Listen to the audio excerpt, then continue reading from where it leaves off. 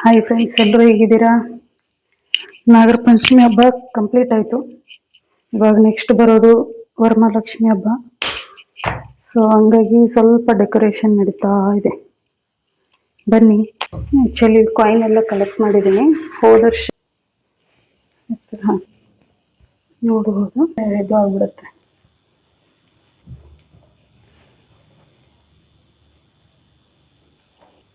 ಮೂರ್ತಿ ready ಮಾಡ್ಕೊಳ್ಳೋಕ್ಕೆ ಎಲ್ಲ ತಂದಿದ್ದೀನಿ. ಮೂರ್ತಿ ರೆಡಿ ಮಾಡ್ಕೊತೀನಿ. ನೋಡ್ಬೋದು, ಈ ಥರ ಲುಕ್ ಕೊಟ್ಟಿದ್ದೀನಿ. ನನಗೆ ಎಷ್ಟು ಗೊತ್ತಿದೆ ಅಷ್ಟು ಮಾಡಿದ್ದೀನಿ. ಆ್ಯಕ್ಚುಲಿ ನನ್ನ ಹತ್ರ ಆ ಥರದ್ದೆಲ್ಲ ಮುಖವಾಡ ಇಲ್ಲ. ಸೊ ಹಾಗಾಗಿ ಇದೊಂದು ಆರ್ಡ್ರ್ ಮಾಡಿ ತೊಗೊಂಡಿದ್ದೀನಿ, ಸುಮ್ಮನೆ ಸಿಂಪಲ್ ಆಗಿರಲಿ ಅಂತ. ಹೌದು, ಇಷ್ಟು ಕಡಿಮೆ ಬೆಲೆಗೆ ಒಂದು ಗಣೇಶನ ಮೂರ್ತಿ ಇರಲಿಲ್ಲ ನಮ್ಮ ಹತ್ರ ಅಂತ ಹೇಳ್ಬಿಟ್ಟು ಅಷ್ಟೊಂದೇನು ವೇಟ್ ಇಲ್ಲ. ಓಕೆ, ಚೆನ್ನಾಗಿದೆ, ಪರವಾಗಿಲ್ಲ. ಇದು 140 ಆಯಿತು. ಬಟ್ ಲಕ್ಷ್ಮೀ ಮೂರ್ತಿ ಅಂತೂ ನನಗಂತೂ ತುಂಬ ಇಷ್ಟ ಆಯಿತು ಮಾತ್ರ. ಎಷ್ಟು ಕ್ಯೂಟ್ ಆಗಿದೆ. ಆಲ್ರೆಡಿ ಪೂಜೆ ಎಲ್ಲ ಮಾಡ್ತಾ ಇದ್ದೀನಿ ನಾನು. ಎಷ್ಟು ಬರುತ್ತೆ, ಬಟ್ ಓಕೆ, ವೇಟ್ ಇದೆ ಸ್ವಲ್ಪ.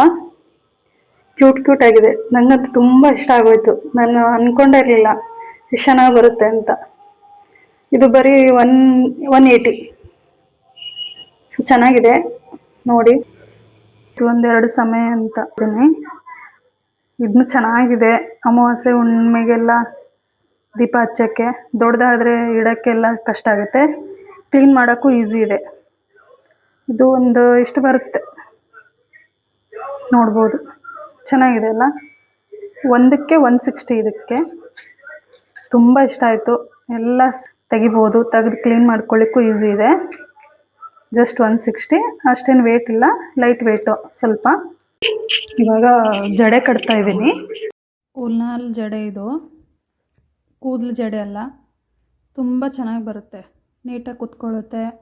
ಮಿನಿಮಮ್ ನಾನು 4 ಇಯರ್ ಆಯಿತು ಯೂಸ್ ಮಾಡ್ತಾಯಿದ್ದೀನಿ. ವರ್ಷ ಕ್ಲೀನ್ ಮಾಡಿಬಿಟ್ಟು ಇದನ್ನೇ ಯೂಸ್ ಮಾಡ್ತಾ ಇರ್ತೀನಿ. ನೋಡ್ಬೋದು ಎಷ್ಟು ನೀಟಾಗಿ ಬರ್ತಾಯಿದೆ.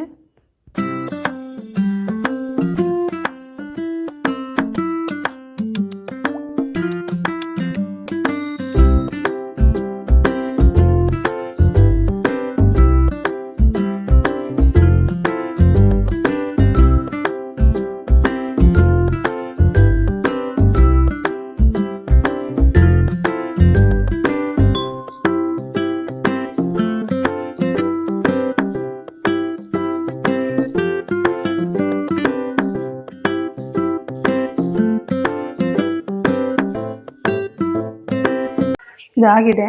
ಇವಾಗ ಸ್ವಲ್ಪ ಡಿಸೈನ್ ಎಲ್ಲ ಮಾಡ್ಕೋತೀನಿ. ನೋಡಿ, ರಿಯಲ್ ಚೋರಿ ಥರನೇ ಕಾಣುತ್ತೆ.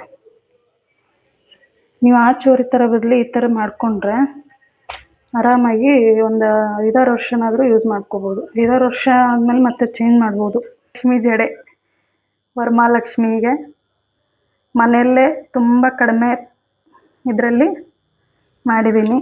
ತುಂಬ ದಿವಸ ಬಾಳಿಕೆನೂ ಬರುತ್ತೆ. ಇದೊಂದು ಲಾಸ್ಟಲ್ಲಿ ಇದು ಹಾಕಿದ್ದೀನಿ, ಚೆನ್ನಾಗಿ ಕಾಣುತ್ತೆ ಅಂತ ಹೇಳ್ಬಿಟ್ಟು. ಇದ್ರ ಬದಲು ರೋಸ್ ಹೂವು ಅಥವಾ ಮಲ್ಲಿಗೆ ಹೂವು ಅದು ಹಾಕಿದ್ರೆ ಇನ್ನೂ ಕ್ಯೂಟಾಗಿ ಕಾಣುತ್ತೆ. ನೋಡಿ, ಆ ಥರ ಜಡೆ ಬದಲು ಈ ಥರ ಮಾಡಿಕೊಂಡ್ರೆ ಇನ್ನೂ ಚೆನ್ನಾಗಿರುತ್ತೆ, ತುಂಬ ದಿವಸ ಬರುತ್ತೆ. ನೀವು ವರ್ಷ ಕ್ಲೀನ್ ಮಾಡ್ಕೊಳ್ಳಿಕ್ಕೂ ಈಸಿ ಇದೆ. ಓಕೆ ಫ್ರೆಂಡ್ಸ್, ವಿಡಿಯೋ ಇಷ್ಟ ಆದರೆ ಲೈಕ್, ಶೇರ್, ಕಮೆಂಟ್ ಮಾಡಿ. ಸಬ್ಸ್ಕ್ರೈಬ್ ಮಾಡೋದು ಮಾತ್ರ ಮರಿಬೇಡಿ. Thank you for watching.